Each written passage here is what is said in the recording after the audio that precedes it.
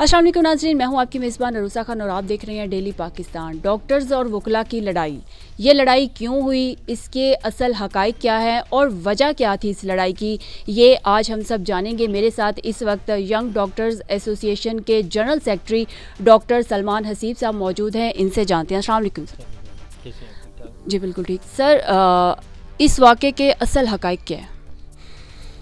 देखें, ये कुछ एक महीने के करीब अब सारी हलचल का दौरानिया है।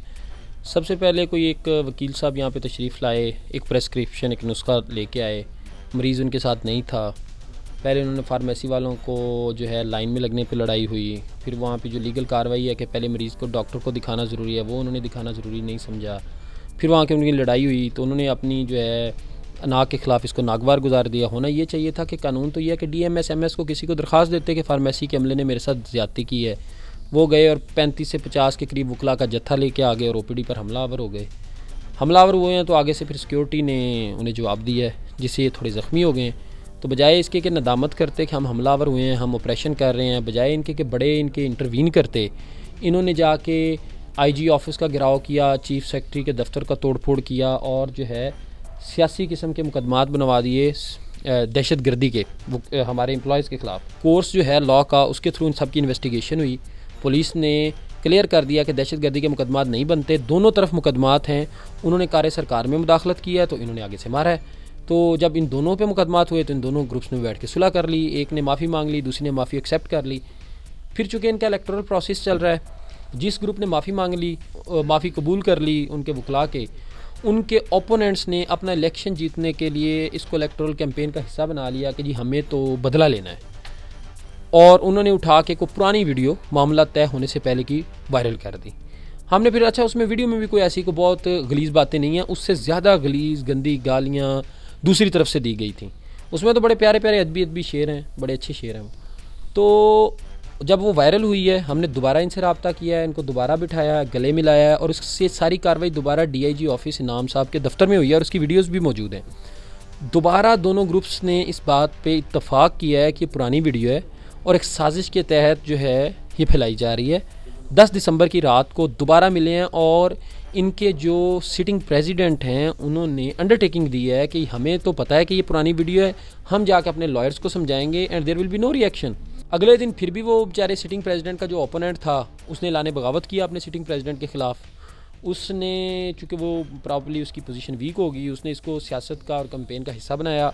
उसने वाने अदल में एक मीटिंग बुलाई और उनकी कोई नायब सदर की उम्मीदवार हैं खातून, उसने वहाँ पे इस तरह के नारे लगाए कि मैं खातून हूँ, मैं भी ने चूड़ियाँ पहनी हैं, आप भी चूड़ियाँ पहन लें। अगर हस्पताल के अंदर जाके हम अपने मुलाजमीन को मार नहीं सकते तो फिर आपके और मेरे अंदर क्या फ़र्क है। और वही खातून है जिसने सबसे पहले आके यहाँ पे हस्पताल के गेट पे चढ़ के छलांग लगाई है और इधर हुल्लड़बाजी में वो आगे आगे रही हैं। फिर इन्होंने आके इधर हमला किया हस्पताल पर और रस्ते में अब ये कह रहे हैं जी हम तो एहतजाज करने चाह रहे थे।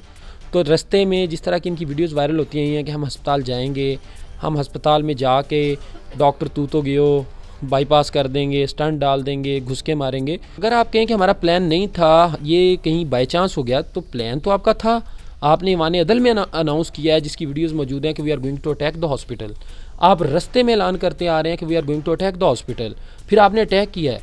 अब इसमें कहीं भी ऐसा नहीं है कि सीक्वेंस ऑफ इवेंट्स ख़राब हुई है, सारे के सारे एक प्री प्लान काम था जो आपने माशाल्लाह इंतहाई खूबसूरती के साथ मुकम्मल किया है। अब आप भाग रहे हैं कि नहीं जी प्लान ये नहीं था, प्लान वो नहीं था। और जिस तरह से मीडिया ने हक सच का साथ दिया है, जिस तरह से कुछ ज़िम्मेदारान गवर्नमेंट के, सारे नहीं, वज़ीर सेहत और वज़ीर कानून को छोड़ के बाकी लोग जितना रोल प्ले कर रहे हैं वो हम उसको अप्रिशिएट करते हैं। वकला का कहना है कि वो एहतजाज रिकॉर्ड करवाने गए थे और रिकॉर्ड करवाने के दौरान उन पर जो है वो पथराव किया गया दूसरी जानिब से। एहतजाज इनका पहला था चीफ सेक्रेटरी के दफ्तर के बाहर, समझ आता है, IG पंजाब के दफ्तर के बाहर, इनका समझ आता है।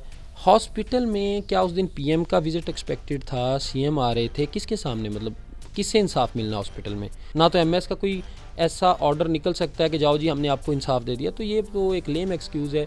ये मतलब आपको पता है कि हमारे भाई हैं, जस्टिफाई कर लेते हैं हर चीज़ को और हमें पसंद आती हैं इनकी दलाइल, लेकिन एक क्रीम ऑफ द नेशन और एक कितने पढ़े लिखे तबके के सामने आप दलाइल देंगे तो आपके दलाइल तो फिर रिबाउंस होंगे। क्या आप भी उन डॉक्टर्स में शामिल थे जिन पर तशद्दुद हुआ? ये तशद्दुद या ये जो हमला है किसी भी एक फ़र्द वाहद पे नहीं है, ये पूरे के पूरे निज़ाम के ख़िलाफ़ है, पूरी की पूरी एक सोच के ख़िलाफ़ है। डॉक्टर इरफान ने जो तकरीर की, क्या वो ठीक थी? आपको नहीं लगता कि उस वीडियो के बाद ज़्यादा इंतशार फैला? अगर वो वीडियो पुरानी भी थी तो क्या उनका ये इकदाम ठीक था? वकला की तरफ से नारे लग रहे थे, इधर से भी लग रहे थे।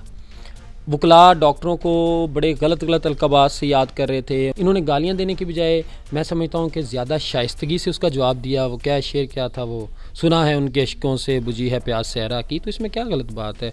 एक अदब से जवाब दिया उन्होंने। तो बस वो बात यह है ना कि जिस कम्युनिटी से वो को एड्रेस कर रहे थे वो अदब की बात को समझते नहीं हैं, वो तशद्दुद की बात से जवाब देना पसंद करते हैं। जिस तरह वकला ने ऐलान किया कि वो डॉक्टर के केसेस नहीं लेंगे, तो क्या डॉक्टर्स का भी इस तरह का कोई इरादा है कि वो वकला का इलाज नहीं करेंगे? प्रेग्नेंट लॉयर को लेबर रूम से निकाल दिया जाए, खुदा न खास्ता किसी के बूढ़े बाप का इलाज ना किया जाए, खुदा न खास्ता अल्लाह ना करे ऐसा हो, किसी के बच्चे का इलाज ना किया जाए, तो फिर ये क्या एक इम्प्रेशन जाएगा? और इस वक्त पूरी दुनिया के पूरे मुल्क के डॉक्टर्स इस हद तक यूनाइटेड हैं और हमारे ऊपर ये प्रेशर आ रहा है कि वी मस्ट अनाउंस इट। मेरा ख्याल है ये उनका गलत ऐलान है और उनके जो ज़िम्मेदारान हैं उनको इस पर सोचना चाहिए। सर, यंग डॉक्टर्स भी आजकल आए रोज़ जो है वो हड़ताल का ऐलान कर देते हैं। तनख्वाहें नहीं मिली तो हड़ताल का ऐलान कर दिया, ओपीडीज़ बंद कर दी, एमरजेंसीज़ बंद कर देते हैं। तो क्या ये डॉक्टर्स जो इस तरह का इकदाम करते हैं, क्या ये ठीक है? और आज तक कितने डॉक्टर्स को इस तरह की सज़ा इस इकदाम पर दी गई है, और अगर सज़ा दी गई है तो वो कौन सी सज़ा है? वो अलामती एहतजाज ज़रूर होते हैं लेकिन वो अमली इकदाम नहीं होते। तो आप 29 दिन में रिकॉर्ड 29 दिन मतलब तारीख़ में इतनी बड़ी एहतजाज हुई है, कोई एक रिपोर्ट दिखा दें कि कोई मरीज़ की अमवात हुई हो, कोई एक दिखा दें कि उस दौरान कोई भी खुदा ना खास्ता मरीज़ का इलाज ना हुआ हो। पंजाब इंस्टीट्यूट ऑफ कार्डियोलॉजी की जो एमरजेंसी है और ओपीडीज़ हैं वो अब किस हद तक बहाल हो गई हैं? चूँकि इस बदतरीन हमले में एमरजेंसी की बिल्डिंग तबाह बर्बाद हो गई थी, वो माशाल्लाह 2 दिन के अरसे में वो ठीक हुई है। तो जैसे ही ठीक हुई है, बड़ी सिविल सोसाइटी वहाँ सपोर्ट के लिए आए हैं, शम्मा जला के आए हैं और फौरी हमने एमरजेंसी खोल दी है। तो एक लम्हे के लिए भी एमरजेंसी बंद नहीं हुई। ये मामला बिल्कुल भी थमने का भी नाम नहीं ले रहा है, तो क्या हल है इसका आखिरी? लेकिन जिन रियासतों में कानून की लंबरदारी नहीं होती और जत्थों का जो होता है वो रोल प्ले होता है, वहाँ पे मामले फिर ऐसे हल होते हैं।